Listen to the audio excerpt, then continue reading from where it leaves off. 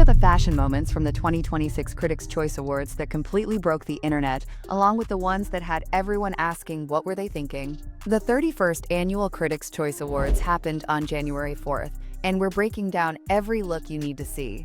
The viral moment that stole the entire show, and the upset win that absolutely nobody saw coming. Our film critic Sean Edwards is live there this morning with a preview of what you can expect from the show.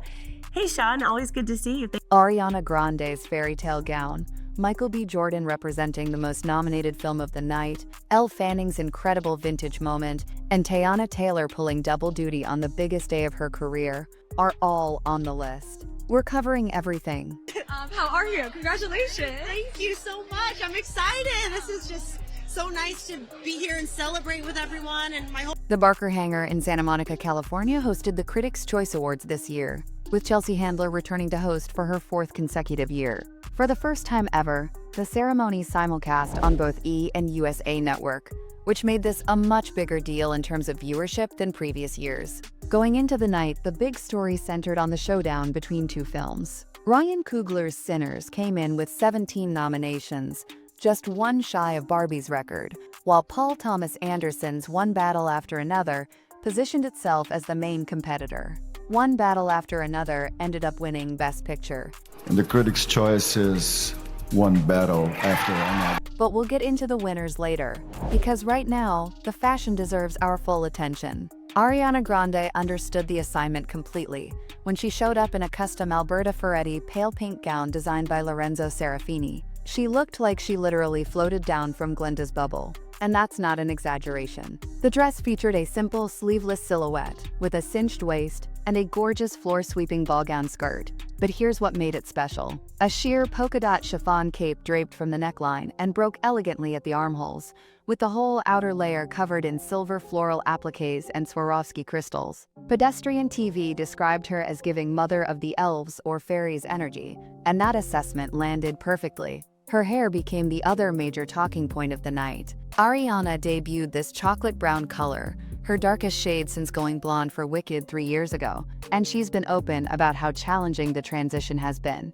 She told French journalist Sally that her hair is rejecting the toner, explaining that she washes her hair one time and wakes up with highlights because her hair doesn't want it and it's not ready yet. La Roche handled her styling, Christian Louboutin provided the heels, and a delicate French manicure completed everything. She walked the carpet nominated for Best Supporting Actress, for Wicked for Good, and when she talked about wrapping up this chapter, she described the feeling as actually really beautiful and peaceful as she prepares for her Eternal Sunshine tour. It feels actually really beautiful. I think we're really proud of what we have done, and it was an amazing chapter, and now we've given it to the world and get to let them have it and enjoy it, and yeah, it feels peaceful, it feels good. But here's the thing that added a complicated emotional layer to her whole evening. Back in December when nominations dropped, her co-star Cynthia Erivo got completely snubbed, not even nominated for Best Actress despite the film getting 7 nominations including Best Picture. Ariana posted a gracious Instagram story.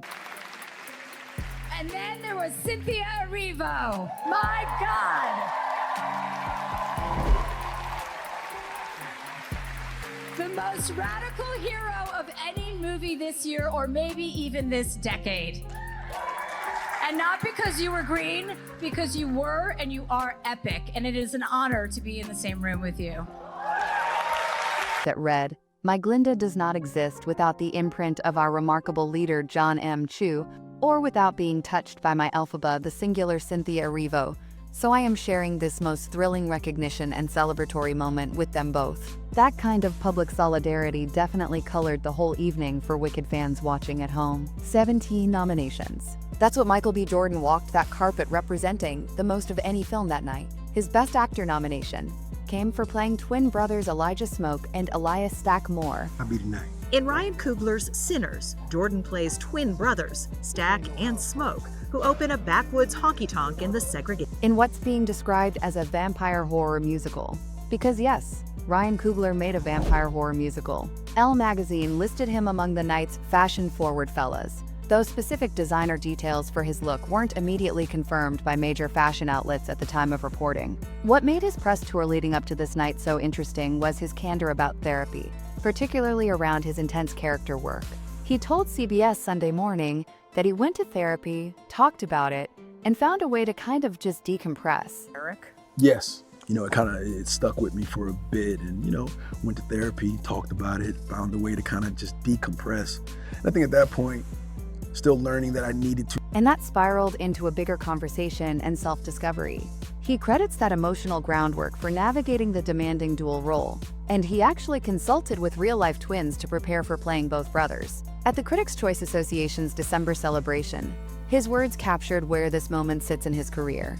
He said he's had a lot of experience in the business in his 13 years of doing it professionally, but this moment is right there at the top. Sinners didn't take Best Picture, but the film grabbed a significant win when Miles Keaton took home Best Young Actor, which meant the Coogler team didn't walk away empty-handed. Elle Fanning pulled off something that surprised fashion critics when she arrived in a vintage Ralph Lauren gold gown. We both were matching gold a little bit.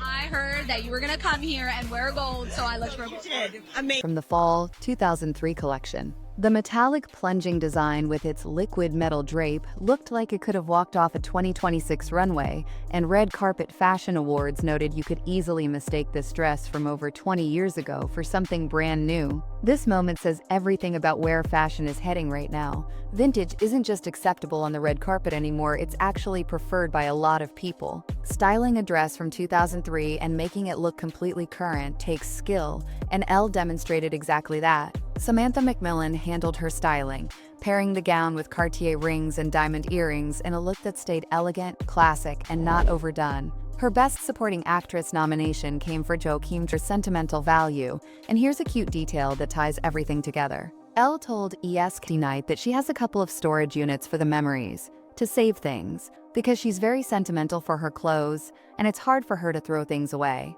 She keeps her clothes like memories, then shows up to promote a movie called Sentimental Value wearing a vintage gown. The storytelling there is giving main character energy. January 4th turned into the most impressive day of anyone at that ceremony for Teyana Taylor. That morning, she attended the Palm Springs International Film Festival brunch, where she received Variety's Creative Impact and Breakthrough Performance Award, wearing Miss Sohi Spring 2025 Couture. And then she pivoted to Critics' Choice that evening in a completely different look.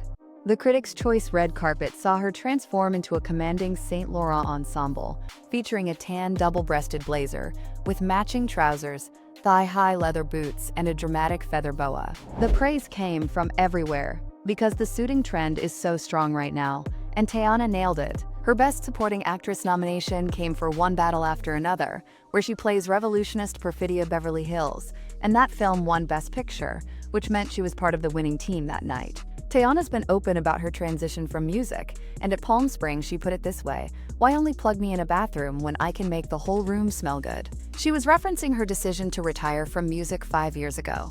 And that's when Leonardo DiCaprio, her co-star in One Battle After Another, praised her on the red carpet. He said he knew when she was brought into this movie that this girl is gonna bring the heat.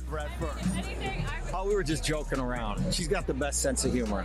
And then I knew when she was mentioned for this movie, I was like, this girl's gonna bring the heat. Yeah. And she did. She's a good hang. And she did. When Leonardo DiCaprio vouches for you on the red carpet, you know you've arrived. The funniest thing to happen on a red carpet in years went down when Meg Stalter and Paul Downs from Hacks showed up dressed as exact replicas of Kylie Jenner and Timothée Chalamet. They recreated the orange chrome hearts outfits from the Marty Supreme premiere on December 8th, down to the last detail, with LA designer Erica D. Schwartz creating the costumes. Downs even carried the same ping-pong paddle crossbody holder that Chalamet had worn. Kelty Knight asked about the looks, and Meg's response landed perfectly. She said she doesn't even know what this is, because her stylist just pulled it. Social media erupted immediately, with fans calling for this to become a hack subplot and praising both of them as so funny and fearless. And this is where it gets even better. Timothée Chalamet and Kylie Jenner themselves apparently skipped the Critics' Choice red carpet entirely. Meg and Paul were out there doing their thing, while the actual couple was nowhere to be seen. The comedic timing there couldn't have been more perfect. Best Dressed consensus went to Chase Infinity, who wore a custom Louis Vuitton butter yellow draped crop top with a floor-length column skirt that stunned everyone. Wonmi Mosaku, also nominated for Sinners, wore a blue ombre gown that had people comparing her to an ethereal water fairy. Gold metallics emerged as the dominant color of the night, with Elle Fanning, Patricia Arquette, and Nicole Bryden Bloom all committing to the trend. Women in suiting also showed up strong beyond Teyana, including Quinta Brunson in white Chloe, Kaylee Cuoco in black, and Kerry Russell, who added a statement diamond brooch to her look. The misses divided opinion as they always do. Jackie Tan wore a mustard Kun Hui gown that critics compared to an unused mustard bottle, proving that mustard remains a risky choice on the red carpet that didn't land for most people. Amanda Seyfried's black and pink velvet look also split the room, though she did have a bow accessory that was on trend. Best Supporting Actress delivered the massive upset of the night when Amy Madigan won for her role as Aunt Gladys in Zach Cregger's horror film Weapons. The category included Ariana Grande, Elle Fanning, Teyana Taylor, Wunmi Mosaku, and Inga Ibsdottir Leas, which is a stacked lineup by any measure. Madigan had entered as frontrunner after winning the New York Film Critics Circle, but given the star power she was up against, this win still registered as shocking to most people watching. The other major winners tell the story of one battle after another's dominance.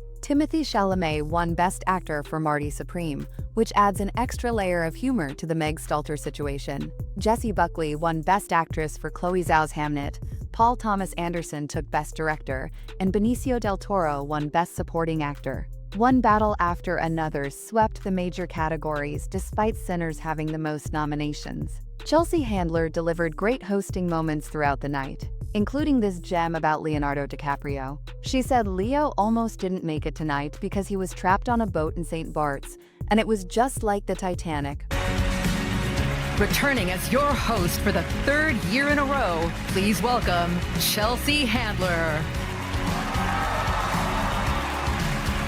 But worse because Jeff Bezos was there. The 2026 Critics' Choice Awards gave us Ariana Grande looking like an actual fairy princess, while gracefully navigating her co-star's snub, Michael B. Jordan representing one of the year's most ambitious films after doing serious emotional work to prepare, Elle Fanning proving that vintage fashion is the ultimate power move, and Teyana Taylor pulling off a double award show day in two completely different looks. Meg Stalter and Paul W. Downs created a viral moment for the ages.